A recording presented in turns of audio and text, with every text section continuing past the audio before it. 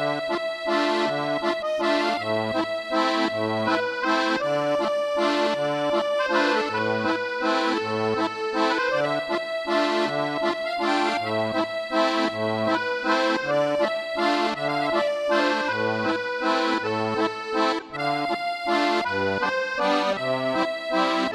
안녕하십니까.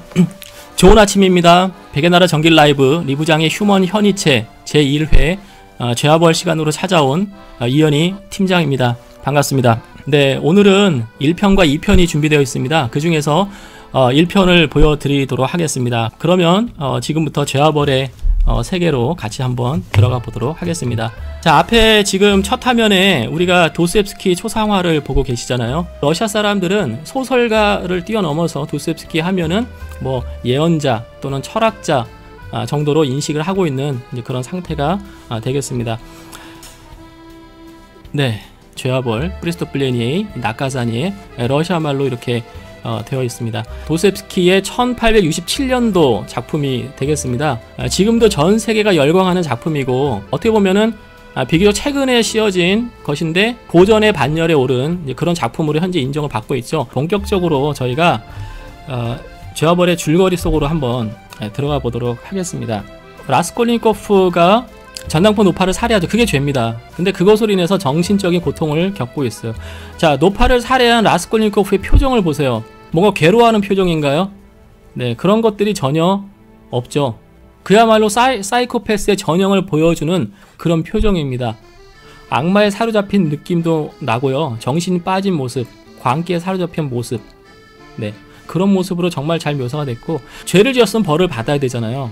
원래 사이코패스가 구원받을 가능성은 거의 없습니다. 우리나라 영화나 그런 데를 보더라도 사이코패스는 결국은 멸망해요. 잡히거나 누구에게 죽거나 그렇게 되는 것이죠, 대부분이. 근데 도스옙스키는 고민을 많이 했겠지만 이 사이코패스를 개화시키는데, 즉 회개시키는 기로 결정을 한 것 같습니다. 자, 그러면은 누구를 통해서 이 라스콜니코프를 회개를 시키느냐, 그게 바로 소냐가 되겠습니다.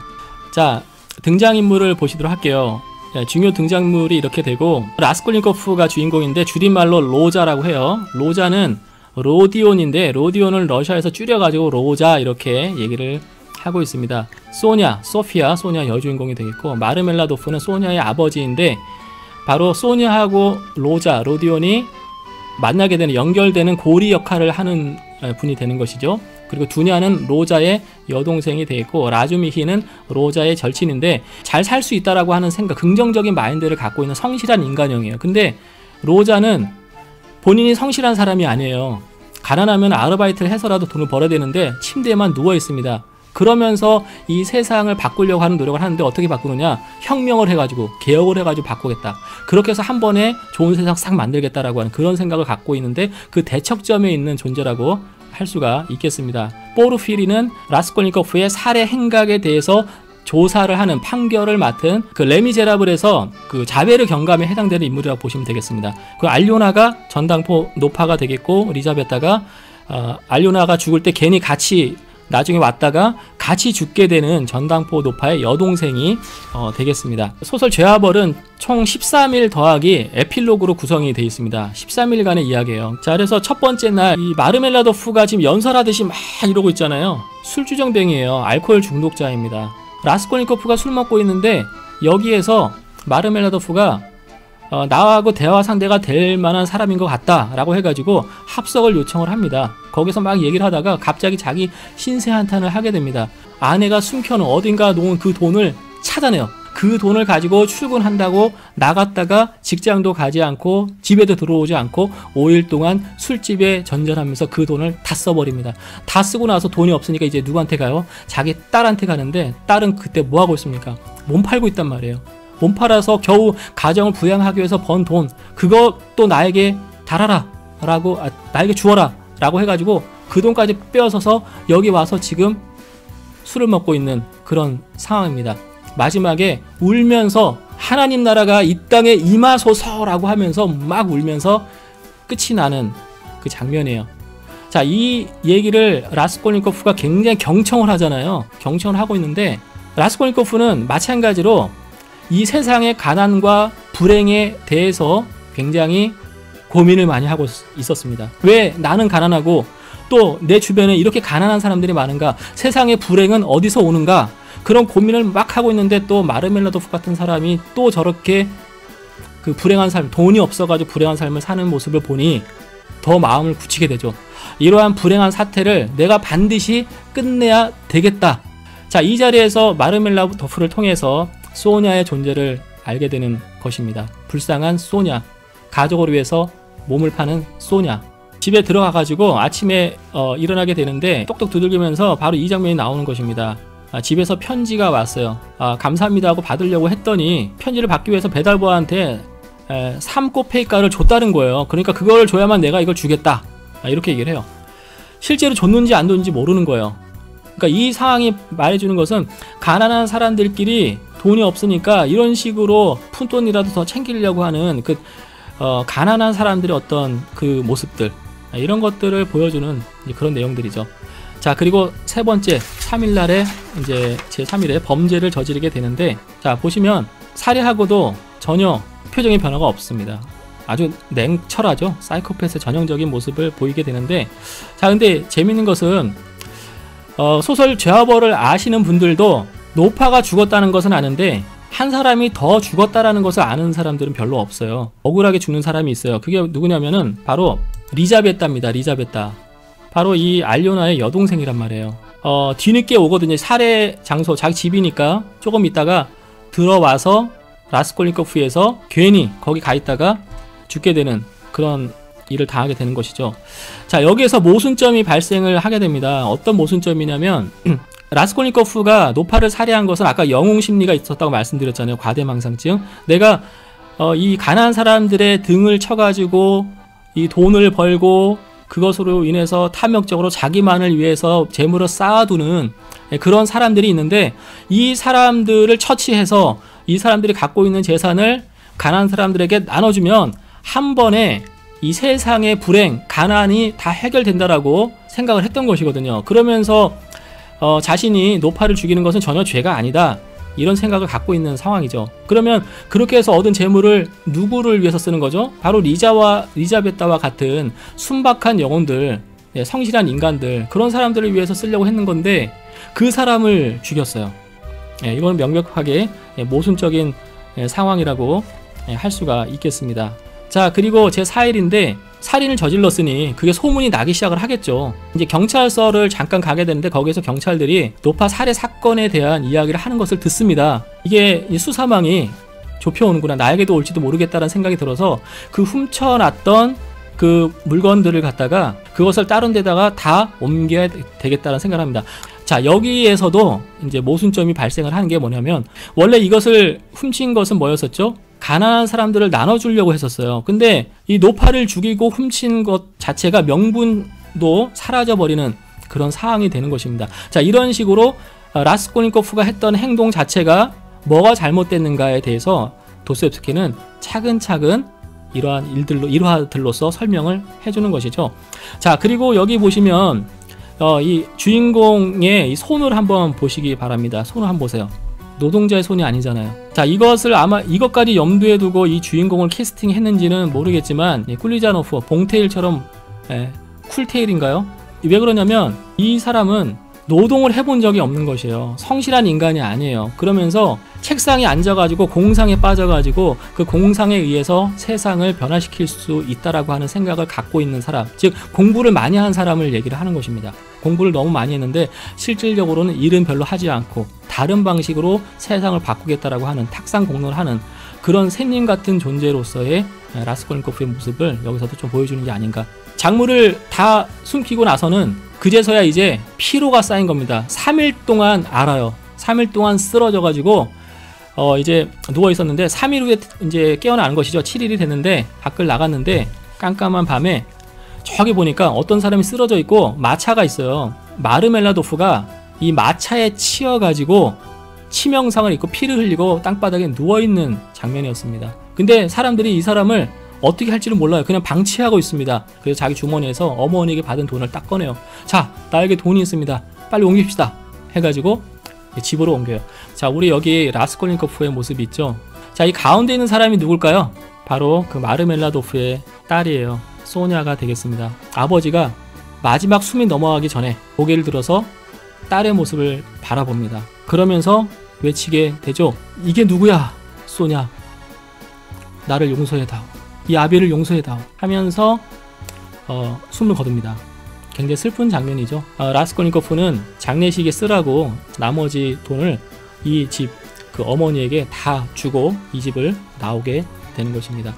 자, 소냐는 라스콜니코프에 대해서 굉장히 반했습니다. 감사 인사를 하기 위해서 라스콜니코프의 집에 왔는데 보니까 라스콜니코프의 집이 쓰러져가는 하숙집입니다. 가난함에도 불구하고 자기의 전 재산을 내어주는 굉장히 선량한 사람이다라고 하는 생각을 갖게 되었죠. 세상에 이렇게 착한 사람이, 이렇게 멋진 남자, 이렇게 정말 신사적인 남자가 어디 있을까, 그런 생각을 갖고 정말 쳐다보는 장면이 되겠어요. 근데 이미 노파를 살해했단 말이에요. 살인자란 말이에요. 그것도 사이코패스란 말이에요. 그런데 소냐는 그것을 몰라요. 진심으로 존경을 하고 있습니다. 그렇게 소냐의 첫 만남을 하고 나서 저녁에 소냐를 찾아갑니다. 소냐를 찾아가서 얘기를 사실은 해요. 소냐는 갑작스러운 방문에 굉장히 당황을 했습니다. 근데 이걸 잘 생각해 보셔야 돼요. 이게 만약에 사이코패스 영화라고 한번 생각을 해보세요. 사이코패스 영화. 그럼 이런 식의 방문을 받으면은 우리는 떨리잖아요. 이 사람이 드디어 소냐까지 죽이는 건가? 막 이런 생각을 하게 되는데, 소냐는 지금 그런 상황을 전혀 못 느낀 채 오히려 막 존경을 하고 있는 그런 상황이 되겠습니다. 이 성경책은 어디서 난 거요?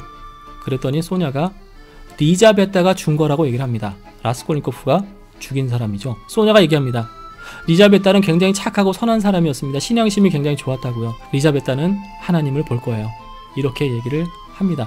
그 얘기를 듣는 순간 알료나 전당포 노파를 죽인 것은 사회 악을 제거한 것이기 때문에 그것은 본인 스스로도 잘못이라고 생각을 하지 않았어요. 지금까지도. 근데 리자베타는 착한 사람이잖아요. 그 사람까지 죽였다는 사실에 이르러서는 드디어 자각을 하게 됩니다. 내가 무슨 일을 저지른 건가? 라고 하면서 자아가 분열되기 시작을 합니다. 라스콜니코프의 이름이 나중에 2편에서 설명을 드리겠지만 의도적인 겁니다. 분리된 자, 분열된 자란 뜻입니다. 지금 소냐와의 대화를 통해서 자아가 분열되기 시작을 했어요. 나는 영웅으로서 선한 일을, 정의로운 일을 했다고 생각을 하는데 한편으로는 선한 사람을 죽인 것으로 인해서 분열이 되기 막 시작을 한 것이죠. 그래서 다음날 소냐를 만나서 얘기를 합니다. 리자베타를 내가 죽였다라고 얘기를 합니다. 노파하고 리자베타를 죽였다는 얘기를 들었음에도 불구하고 소냐가 존경하는 모습을 계속 바라봐요.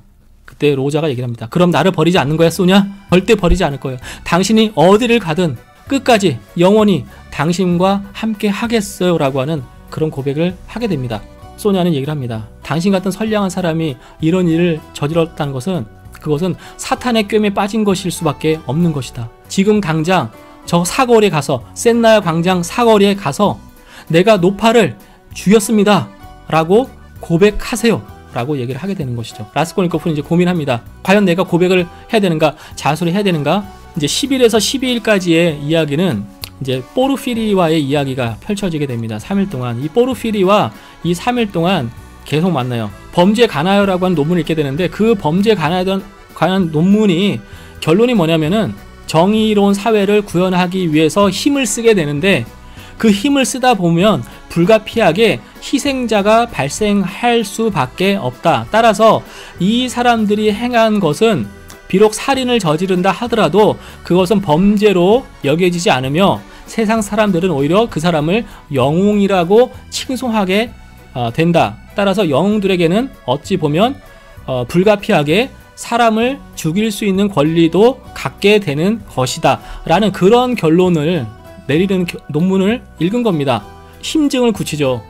노파를 살해한 것은 라스콜니코프고, 라스콜니코프는 자신이 나폴레옹이라고 하는 과대망상에 빠져서 이 범죄를 저지른 것이다. 따라서 이 사람을 잡으려면은 이제 증거만 수집하면 된다. 찾아가서 대화를 해가지고 이 사람을 자백시키는 길밖에 없다라고 하는 이제 그런 내용이 되겠죠. 당신이 자수를 하게 된다면은 자수를 참작하고, 그리고 정신병을 참작받아서 사형은 면하게 될 것이다. 시베리아 유형형을 가겠지 이렇게 얘기를 해줍니다. 선한 생각, 좋은 새 출발을 하기를 바라오 하면서 포르피리가 떠나게 되는 것이죠. 자, 라스콜니코프는 이제 어떻게 합니까? 마지막 날 이제 자백을 하게 되는데, 사실 라스콜니코프는 12일 날 전날 밤부터 13일 새벽 내내 네바 강변을 돌아다녔습니다. 투신할 생각을 갖고 있었어요. 너무 괴로워서. 근데 재미있는 것은 그 똑같은 날에 그 강변을 방어하던 사람이 한 명이 더 있습니다. 누구냐면 아까 등장인물 중에서 또 한 명의 사이코패스라고 했었던 스비드리 가일로프가 되겠습니다. 스비드리 가일로프는 소냐하고 라스콜니코프가 대화하는 장면을 옆방에서 사실 다 들었어요. 라스콜니코프가 노파를 살해했다는 것을 알고 있습니다. 근데 그것을 고발하지 않아요. 왜냐하면 라스콜니코프의 여동생 두냐를 좋아했는데 이것을 이용해서 두냐를 자기 아내로 만들고자 하는 욕심이 생겼습니다. 당신 오빠가 노파를 죽였다는 거 알고 있어? 그러니까 동생 깜짝 놀라죠. 막 어쩔 줄을 몰라 해요. 나는 당신 오빠를 구해줄 방법이 있습니다. 나와 결혼해 준다면 당신 오빠를 먼 곳으로 피신을 시키겠소라고 하면서 구애를 하게 됩니다. 근데 두냐가 그것을 거부해요. 스비드리 가일로프는 자신이 돈도 있고 약점도 쥐고 있는데도 불구하고 자신이 원하는 것을 이루지 못합니다. 그래서 그것 때문에 시리에 빠져요. 그래서 어떻게 합니까? 밤새 동안 똑같이 네바 강변을 돌아다니다가 결국 권총으로 아침에 자살을 하게 됩니다. 사실 스비드리 가일로프는 라스콜니코프의 분신이라고 했기 때문에 어떻게 보면 라스콜니코프의 죽음이라고 할 수도 있어요. 그것을 분신의 죽음으로 대신을 한 것이고, 라스콜니코프는 죽음보다는 라스콜니코프의 갱생 쪽으로 초점을 맞췄다라고 볼 수가 있겠죠.